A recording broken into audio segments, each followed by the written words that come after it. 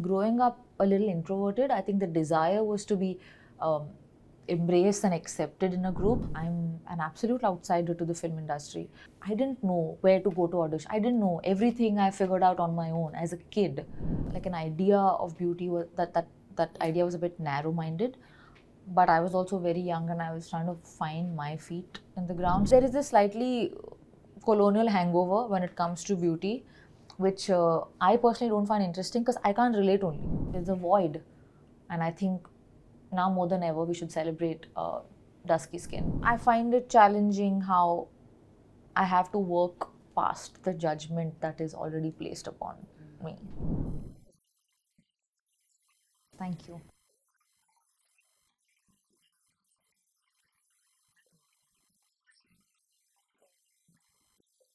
It's been quite a ride, honestly. As a girl who's moved from Vizag to Mumbai for college, not knowing that I would go on to be a part of the entertainment industry. I think this has been an amazing ride.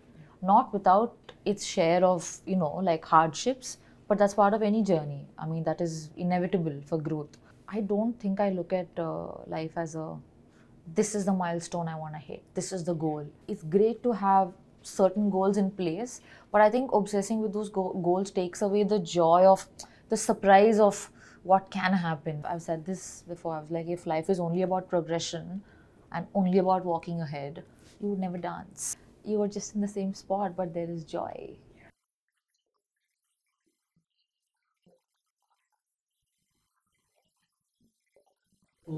You had said that when I moved to the city, I was looking.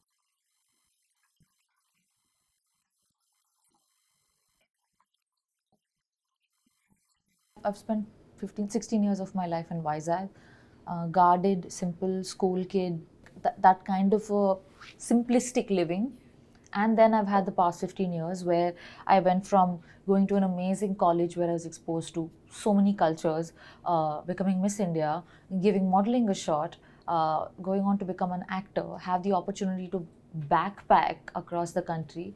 There have been points where I felt dips, but I think those are also important. I have a slightly more, I don't know, I don't think life has purpose, and I'm very motivated by the idea that we are going to die. I mean, it may sound morbid to some, but I feel like the certainty that death will come makes me appreciate the moment even more. So when things go down, when shit hits the fan, I'm like, it'll pass. To answer that, the belonging question, I think growing up a little introverted, I think the desire was to be um, embraced and accepted in a group because I would be too shy to. It didn't come from a lack of confidence as much as just a feeling like being shy, being timid. And at every juncture, I realized that I'm trying to belong only because I'm pushing myself into new arenas, new groups, new situations. And looking back, that's a bold thing to do. I've got to respect the fact that despite being someone who was shy and timid, I put myself in situations where there was no comfort. I'm an absolute outsider to the film industry. I didn't know where to go to audition. I didn't know everything. I figured out on my own as a kid. Uh, and those risks were taken by that same introvert or by that same timid, shy girl.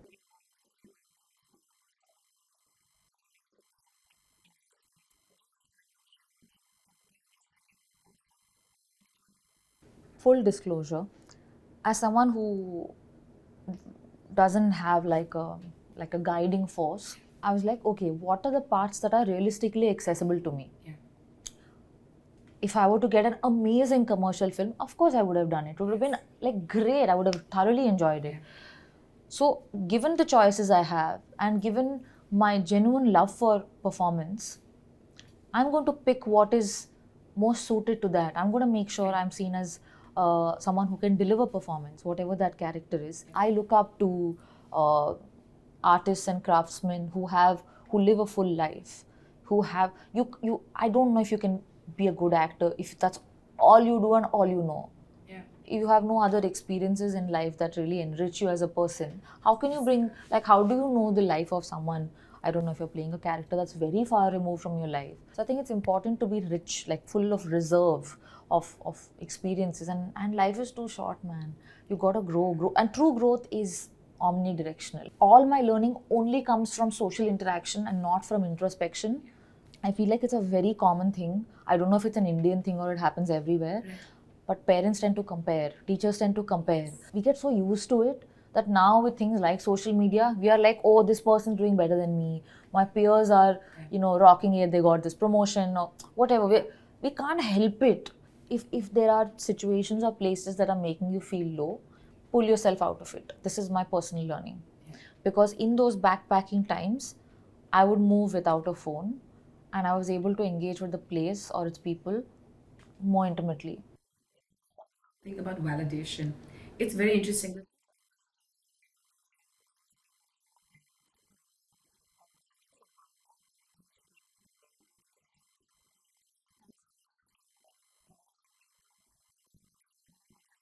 I recently read this thing where, as a parent also, more than saying, I'm so proud of you, if you were to say, you should be so proud of yourself that you did this, there's such a shift. You're making them independent in thought and making them realize and validate their own hard work as opposed to seeking it from an authority figure. Own it, good, bad, Absolutely. ugly. Because then you become like, you become real, you become grounded. Yeah. Coming into the industry, you really didn't have any.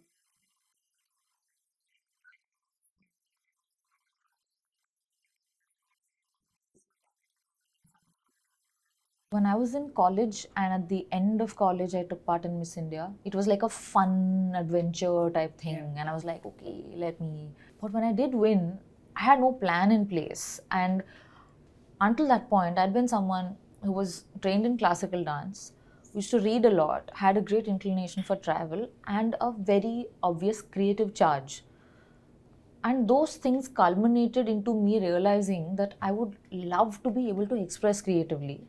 I just didn't know that it could be a professional choice. I thought fashion was so like, oh wow, it's so like awesome. And I thought, no, I want to be a model. Yeah. And I realized that it was somehow, I felt a little stunted in my expression. It was just not enough for me to release what I could have. But my parents were obviously, because we didn't have an idea, they were just worried that maybe I'd get lost. So they told me to give myself a timeline and give your best shot. Don't half-ass it. I gave myself 3 years. I auditioned a lot in that time. At the tail end of 3 years, when there were 2 or 3 months left, I got called in for a film audition. Until that point, I didn't know anything about films. And I did the audition, and halfway through the audition, I realized I loved it.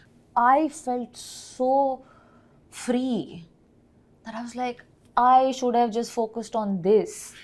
I wish I had had clarity. Yeah.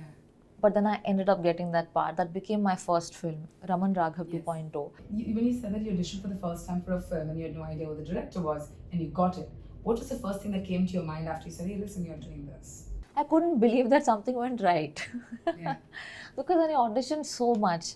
And like in the beginning, I would never get a call back. After a point, you become part of a shortlist. कि ठीक है आप shortlist में हैं, आप ad के लिए यहाँ पे location होगा, ये 2 दिन free रखिए. And I would be dropped. Because for whatever reason. And that's okay. Yeah. May the best one win. I was prepared until the end of the film to be dropped. And it's like today I auditioned, tomorrow night we start shooting. It was so little time. I auditioned in Mukesh Thabda's office, and my look test right after the audition, Anurag sir had come to the casting office, and he told us, I was too scared and intimidated and shocked. And I tend to just withdraw, which makes me look like I have, I don't know, maybe an attitude. But on the inside, I'm just freaking out. From Phantom Office to my house, I was crying my eyes out.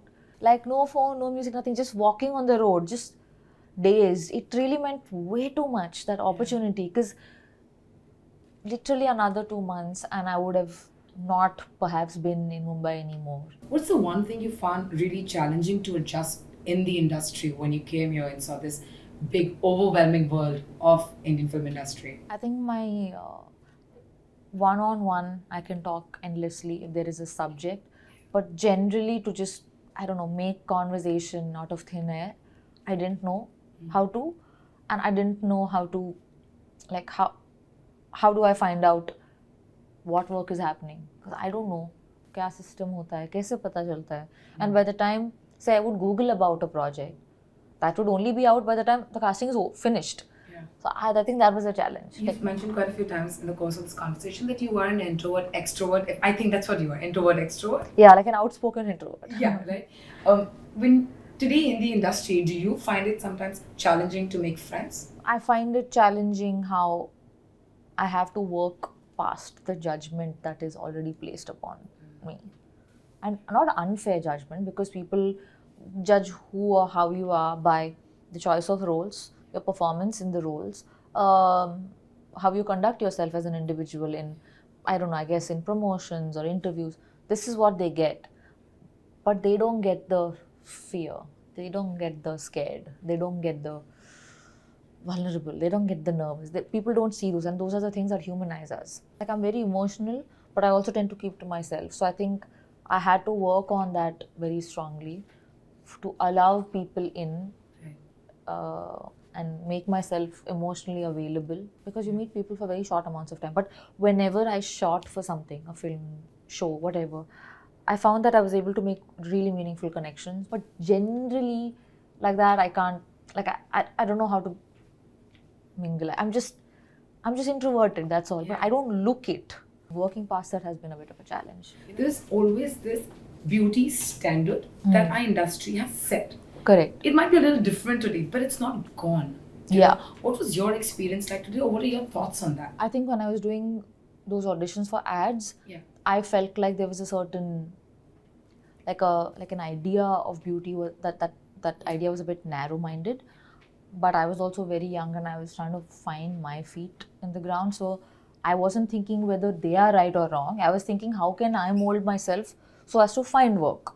But now I think I'm very fortunate that like a Tara looks like me only, I feel. And when a filmmaker like a Zoya takes a chance and casts someone who's not the typical conventional idea of, I don't know what is conventional actually, what, light eyes maybe, which is not, I Yeah. don't even know how many Indians have actually light eyes, but I'm not saying that is the standard. Yeah. But there is this slightly colonial hangover when it comes to beauty, which I personally don't find interesting, because I can't relate only. As an audience, as a child, whatever I had watched, I couldn't relate to that as much as I would relate to some of the other women. And it so happens that a lot of my heroes have looked separate from that mold. Like a Vaijayanti Malaji, I don't know what category you would put her in. Rekha ji, amazing. Yeah. Zeenat Aman, Parveen Babi, Smita Patil, Also different and so unique. Vidya in their own Balan, way. Tabu. Yes. All these women, they're all glamorous, sexy, good-looking, Yeah. charming, had personality. Absolutely. Priyanka Chopra, like amazing women. So these were my inspiration, and I didn't see how their looks came in the way of their success. Now I'm like, I'm gonna be me, because there's a lot of girls who are like this, and a younger version of me. Like I remember when I watched Om Shanti Om, I loved looking at the actress. I was like, wow, she looks like someone she's beautiful, but it was still like a South Indian-ness to it, which Yeah. I felt comforted by. So I'd rather focus on being that. There's a void. And I think now more than ever, we should celebrate dusky skin. I think it's sexy. You got to take who you are, be proud of it, and be truthful with it. You know, I totally agree with what you're saying, but do you think today, because we all eventually evolve as we're growing, we're getting older, we evolve. Like today, we can sit here and say, you know, I'm owning it. Like you said, and rightly so, right? But at that point, was it a deterrent to kind of move on? It basically forced me to think, first of all, largely how we are born is not our doing. Absolutely. You know, and like they say, beauty is a matter of proportion. One thing more, one thing less, and this is beautiful, this is not beautiful. It made me focus on having personality, to be filled with substance, and to make choices that had like a meaningful, like a relevance. So I was like, okay, if this is not working for me, I'm going to focus on this, because surely I can't be useless. No one is. And I think I was able to empathize with myself. You know, if I had to ask you a project that truly changed the game for you as an actor, which one would that be? I think that would be made in heaven, because I think people, uh, a larger janta discovered me through it, and it kind of became my, like, part of my social identity, like in Yeah. the media sphere. Thank you for being Really. such a wonderful listener. It means a lot. I only have the space to speak about things that mean something to me if I know that the question is coming from an honest place. So, thank you so much. Thank you.